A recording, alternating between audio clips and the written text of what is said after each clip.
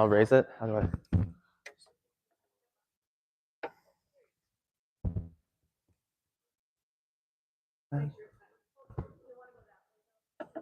Why? Oh, I'm not going to stand all the way over here. I'm just going to put it over here. Do I have to be in front of the screen the whole time? Okay. Yeah. Okay. I'm just going to walk over there once I press start.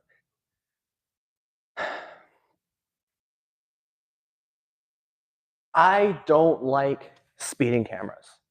First of all, I don't really think they're a fair way to catch speeders. And on top of that, they're a surveillance device placed on top of one of the most commonly used surfaces in any city, that being the road.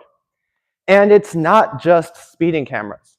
Americans remain one of the most surveilled people in the entire world, with Brown University reporting in their Cost of War series that the United States government can warrantlessly tap into communications and metadata of the messages that you are sending.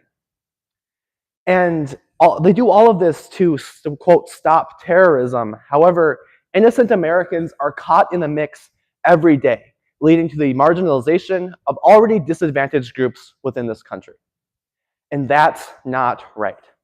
To come to this conclusion today, we are going to first look at the state of surveillance, why it got that bad, and finally, what we can do to help put a stop to it. So first, what is the state of surveillance in the United States? Because any real discussion about this topic is going to need to establish just how much of a problem it is. Well, our situation is simple, but it's dire. Here in the United States, our government is engaging in illegal mass surveillance of large swaths of our population. Brown University states that they do all of this to, quote, catch terrorists, but innocent Americans are caught up in the mix. That's why we can call it mass surveillance, because it's not just individual terrorists or individual terrorism suspects being surveilled. It's me and it's you. And so here in the United States, our government is engaging in mass surveillance. And this is unreasonable. Why? Because in the United States, our government needs probable cause or suspicion. The United States, the Fourth Amendment of the Constitution here prevents us from unreasonable searches and seizures. But these searches and seizures are not reasonable because none of us are real suspects in a terrorism investigation.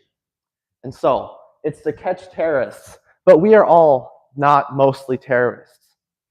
The Congressional Research Service states that, yes, it's to catch terrorism, but I would have everyone in here raise your hand if you are a terrorist.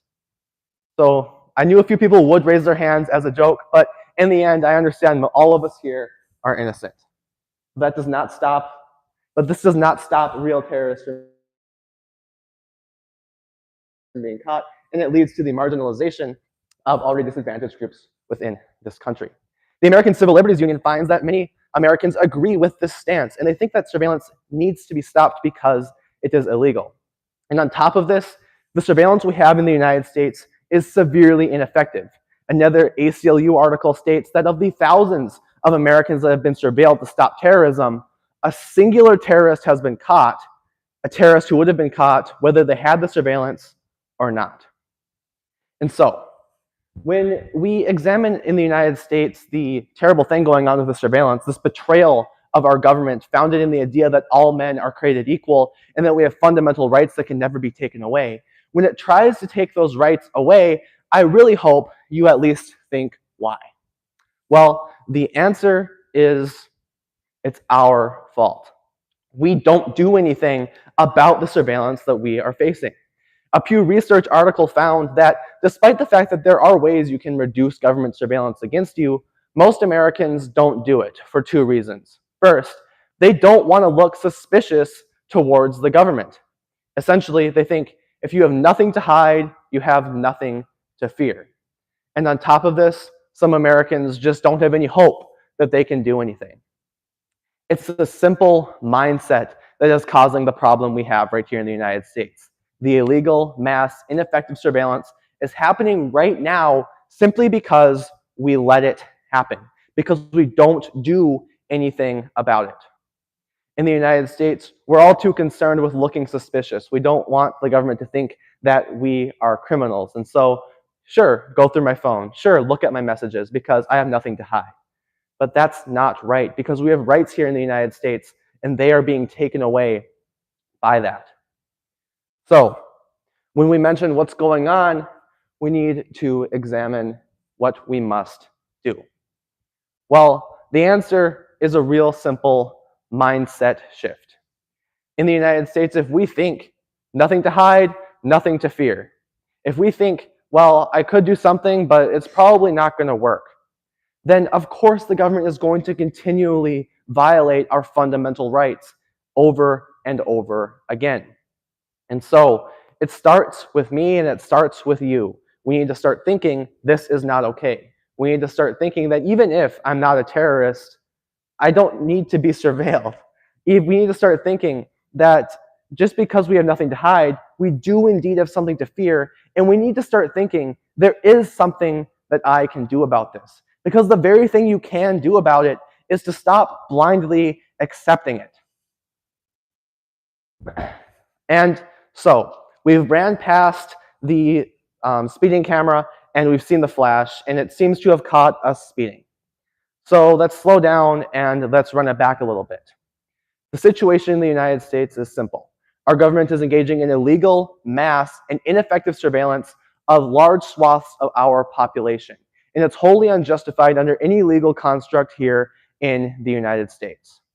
It's happening because people like you and people like me aren't going to do anything about it, and because they think that there's nothing that they can do. And they think that they should not even try to stop it. And so the way that we can stand up against this, the way that we, in a country founded on the idea of popular consent, can raise our collective voice and say no, is to stop ignoring this problem and to stop thinking that it does not exist. And so, here in the United States, we have a huge illegal surveillance problem, and it's up to you to stop it. And I hope that if what I have said has had any kind of chord in your heart today, that you can do something about it. And it can be as simple as writing a letter to your legislator. We are reaching the age of voting now in the United States. And so if it's gotten that good, how about you go write a letter? Thank you.